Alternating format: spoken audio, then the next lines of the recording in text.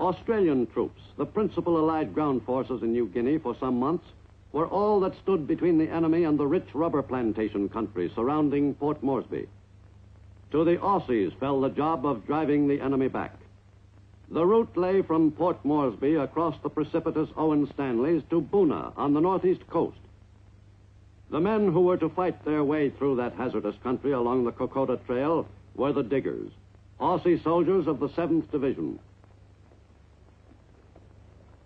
For 8 grueling weeks, beginning in late September 1942, the 7th Division Aussies drove doggedly across the mountains under conditions which would have stopped many a fighting force. But the Aussies never let down. In spite of the trying conditions, the morale of the fighting men was good. G'day everyone, it's Warren and Colleen from NQ Explorers. Today we're in a Australian Army World War II campsite. We love doing these military relic hunts. This is the 20th Infantry Brigade. We've been in here several years, over the years, and we've made a lot of great finds in here, but they're all in that direction. So what we're going to do today, we've got a bit of a talk about plan the day, if you like. We're going to head up in that northerly direction where we know there's a couple of old camp kitchens and sites. And we'll just keep detecting through this area until we start picking up targets and concentrations of targets, and we might get into a new campsite that we haven't found before. So join with us and we'll head up this way. What do you reckon? Get going? Yep, let's go. Let's go. Okay, I've got a lovely solid 80-81 there under this old gum tree. I mean, this was fairly cleared during the war. Not the large trees, of course, but there was none of this undergrowth like this, and we get very high rainfall here, so the grass regenerates very quickly. So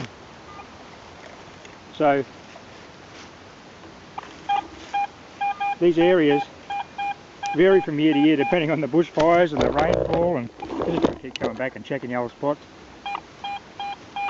Something nice in here. Nice right tone. I don't think it's going to be modern rubbish. We very rarely find modern rubbish in here.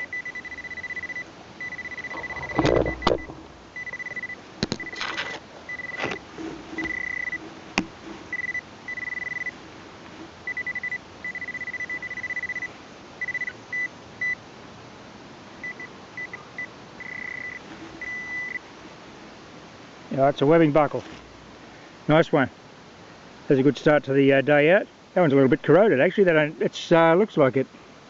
No, it may have been burnt in the fire, eh? Colleen's just informed me she's picked up a webbing buckle. So we're getting a couple of little finds in here. One rule we use in here is we don't dig any large objects. There could be ordnance. What do we got here? Oh yeah, nice bit of pack webbing or over shoulder webbing. Nice one. What was the target ID on that? Okay, we're going to go live here. Colleen's predicting another piece of webbing. That one was just there. Okay, it's only about 1 metre from the previous part. Get a nice high signal up in the brass range, was it? High 70s, 80s.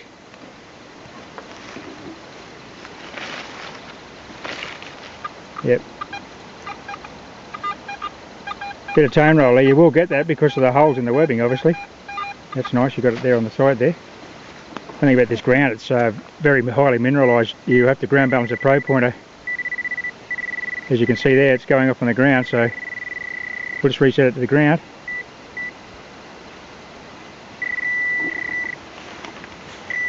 Oh. What is it? Lead. Bit of a chunk of something. I think the boys have been cooking up a bit of lead. Making some fishing sinkers for down in the river. Look at this beautiful big old gum tree. I'm not sure if that's a salmon gum or whatever. I'll check it out, but it's got that salmon pink bark. It's quite attractive. There's a few of them through here. As you can see, this area does get heavily hit with the bushfires every year. There's another one of those gums there. Bit of bushfire damage up high there. Anyway, we're heading off in this direction, so as you can see, the grass is lengthy, but there are bald patches which we can swing on. Colin's just got a tube of, I think is that wartime toothpaste? I think it is. It says something about flavour removed for wartime purposes or something, is it? Does it say that? I have found those up here in the past. Oh, some directions it's got on it. Yeah, okay. Well, it's probably maybe still got a little rubber top on it. Might be a maybe it's a tinea cream or something, who knows. Well, that's a nice little find actually. That was in deep grass too. Just picked this up. The detector did alert me, but as you can see, it's a 303 hull casing on the top of the ground next to this burnt tree. Collins picked up that tube of tinea cream or whatever it was, a shaving cream just now. So we're definitely moved into a camp zone. Just got this very shallow find. It's the top of a old safety razor. Definitely in a camp area, probably a tent area, because Collins picked up a couple of tubes, bits of old broken crockery. I've just spotted something over the right here. I'm going to go and have a look. I've just spotted something in the bush over here. It looks like bottles on the surface. Oh, look at this. 2 complete bottles. Oh, that's a Northern Bottle Company bottle with a broken top. That may not be World War II. What's this old one here? Okay, still got a screw top on it. Gold crest. I don't think they're World War II. Well, they might be. I'll get some oh, I can't quite read what that says there. Probably to somebody, obviously. I'd say that's cordial. And a broken top beer bottle. Generally the World War II bottles have the year underneath them, but the NBC is Northern Bottle Company is fairly prolific in North Queensland right after the war in the 50s, so they could be World War. Colleen's on a red hot dig here. She's got an 8990. Is that your target?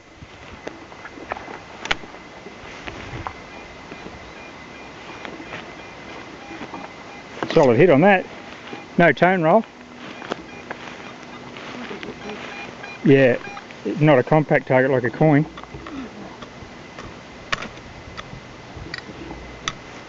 We're starting to pick up old bottle fragments. Those tubes you saw a bit earlier, you can see there's a broken glass in here. Oh, what's this? Handle or something. Yeah. Oh, is it off a pot or something? A pot handle. Yeah. Cooking. Okay, we found a little bottle dump. These are World War II. Medical bottles maybe. What's that say? Crushing salt. Crushing salt? Yeah. KRUSCHENE. Salt. Okay. IS 309. Right, well, that looks like calamine lotion or something, doesn't it? Calamine lotion? Yeah. It's got a number on the bottom. I guess that... Yeah. Here's another little clear bottle. This is an old bottle. You can see the glasses all... There's 2 of them here. Oh, that's nice. Yeah, with the rib sides. Yeah. And there's another one. Oh, it's got a mate. No, it hasn't. Its mate's busted. That's a nice little... Nice little one. That you would think would be some sort of medicinal, wouldn't you? Yeah, it looks medicinal. I'd say these look like medical bottles to me. Yeah. And they're all through the grass here. We've just got to tread carefully. There's those 2 bottles I found earlier on. Perhaps they are World War II, that one with the lid on it. Hard to believe it's been laying there through all the bushfires for all these years. These definitely have. I just dug these 2 targets in quick succession, a webbing buckle and a live 303 round. Colin's just called out, she's got another webbing buckle, so we're picking up some finds in this area now. Here's an old relic from the army days. It's a cast iron stove. As you can see, it's got UMI number 2B written on it. I assume that's what it is. There looks to be some legs here, and there's the main part of the body of it. Well, there's some relics in this neck of the woods, and there's this big spout off a teapot. An old enamel spout with this strainer. That one didn't make it out with the rest of the blokes. Well, this is a reasonably difficult dig in fairly long grass, and I'm afraid I've given the old girl a bit of a kiss. Oh no, it's going to come off alright. And it's an old a tablespoon rather, I think.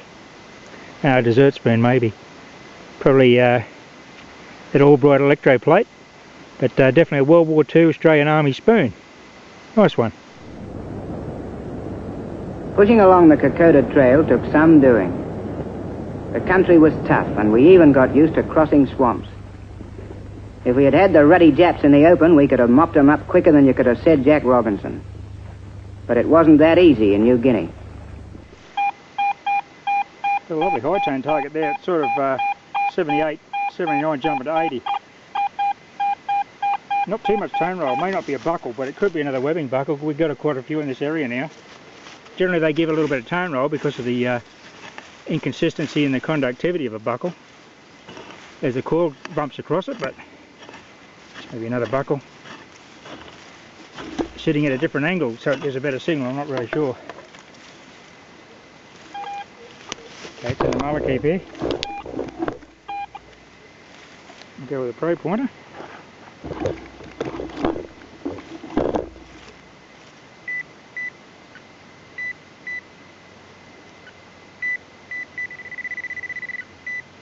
To retune it there. This ground is quite hot.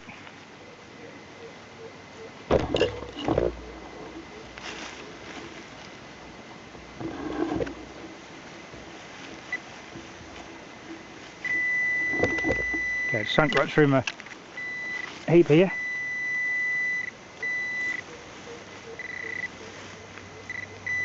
What's this? Okay, well it's clearly not a buckle, but it's a very solid piece of metal which has been broken. Don't know what that is. I'll see if there's any writing on it and I'll detail it if there is. Well, we're just heading back to the car. Colin's got to get some batteries changed. I was just detecting rather carelessly through this long grass, got a rough 8990, and look what just come out of the ground. She's a Rising Sun collar badge, and it is in nice condition too. Two lugs in place, a little bit bent, but check that out, that is beautiful. Rising Sun collar badge. It was also used as a cap badge by the nurses, but I don't think there was any nurses in this particular encampment. But anyway, that's a nice find. Well, there's that Rising Sun collar badge with a little bit of a clean up. It's in very good condition. A little bit of a distortion and the lugs are bent, but otherwise quite good. Hot on the heels of the Rising Sun, I got another webbing buckle. Nice. Well, I've had a bit of lunch. It's been quiet for quite a little, an hour or so. Then I got this lovely 8889, and look what came out of the ground. In glorious condition. Australia shoulder flash. What a beauty. Two lugs partially complete by the look of that. That'll clean up beautifully. Well, I've just given that a quick bush clean. Check it out. Glorious condition. Of course, these were originally black enamel. Not so anymore, but after 70 years in the ground, but that's a nice find. Well, that's the hole I'm just about to backfill. That's where I just got that Australia shoulder flash. Just to the left under that old bit of gum tree there, that broken branch, bit of deadfall, I've got a lovely high, solid 76. Small target. Not going to be very deep, I don't think. So I'll crack at this one live. Clear the ground a bit. Have a bit of a scratch. Possibly another uniform item, along with that Australia shoulder flash. Okay. In the side of my hole there, or not in the hole, I've disturbed, but it's out of the ground. I'll go in with the probe pointer and see what we've got here. This side, we've come about 200 or 300 metres since lunch. You can see this ground is not mineralised at all. The probe pointer, no trouble at all. There's a target in here. And it's, oh, not the other part of a safety razor. It goes on the back of that, the curved front section I got earlier on. Nice. Well, this is just a general view of the encampment area, just to give you an idea where the diggers were camped back in 42, 3, 4, 5. Obviously they cleared all the grass and undergrowth, but the big trees have remained as some form of camouflage cover.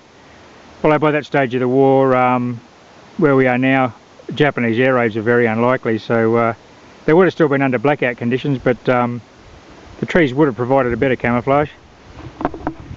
We've sort of drifted around a bit today because we're sort of searching out areas we can actually detect. The grass is quite long, as you can see. That's always the case here though, so it's always worth returning every year or annually, because grass clumps can be in different areas, and different fall, trees fall or logs burn out, and you can get into areas that you didn't get last year. So Colin's just called over. She's got to find here a fork or a spoon. Oh yeah, we can see a handle coming out of the ground. Quite deep, that target, isn't it? Look how much. Well, it's on a bit of a slope here, so over the last 70 years, oh, it's a beauty. It's an old army fork. Look at the prongs on that thing. It gives it as a weapon. Beautiful. Nice find. Okay, Colin's got a nice, fairly constant 82. It's not a real large target, and there's no tone roll on it. Can hear it's a nice clean signal. She's in Pro Custom there, I think, aren't you? Yeah. A little bit of a rocky area here. We've come into... Soil's changed dramatically since this morning when you were in that red dirt. It was really a mineralised material that the Pro Point had to be rebalanced in. This one's like a grey DK granite. You don't have to rebalance in this stuff. Okay, I don't think that's going to be a real deep target. You might have got it already, eh? There you have. It's down in the mullicat there somewhere.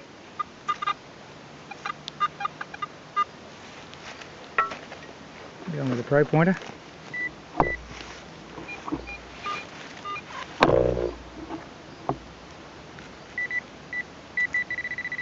Oh.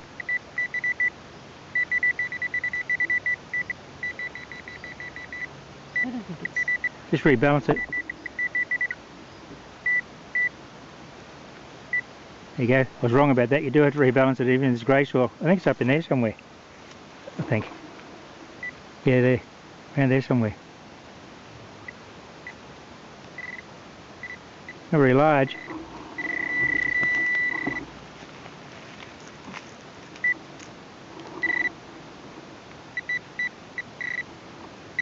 Button?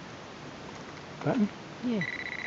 It was a point. No, I think it's a point like a poncho loop. Yeah, loop. Yep, nice one. Well, I just got this end off a spoon to counter Colin's full fork. Well, this is a fork or spoon end, I'm not sure. Nice high tone 73, as you can see it's electroplate there. Just got this nice large webbing buckle, that was a solid 80. Decent sized piece of brass, that one. Okay, we're going to wrap it up there today. We had a good little hunt, despite the grass, which was fairly high. The Australia shoulder flash, we got the Rising Sun collar badge, big heap of 303 ammunition. We don't show you all those digs. Lots of webbing buckles and webbing parts, ends of belts, that sort of thing. Safety razors and a bit of cutlery, and a couple of bottles too. So that was a great day out. I hope you enjoyed it. Thanks for watching. Happy fossicking. Bye for now. When we did find them, we'd give them a good doing over.